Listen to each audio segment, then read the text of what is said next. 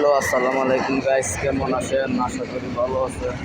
আলহামদুলিল্লাহ ভালো আছি। আজকে শনিবার বিকাল 4টা বাজে।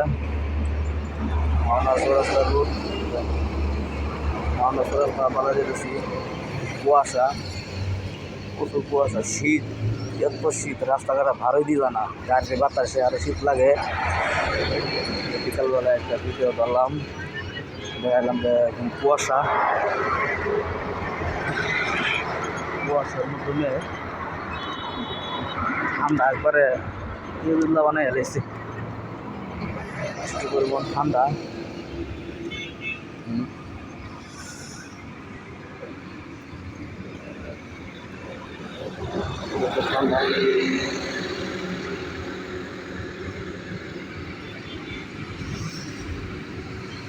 ঠান্ডা আছে, সবাই শীতে ব্যবহার করবেন।